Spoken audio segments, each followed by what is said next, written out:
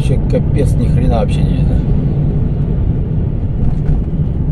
Где дорога, куда ехать?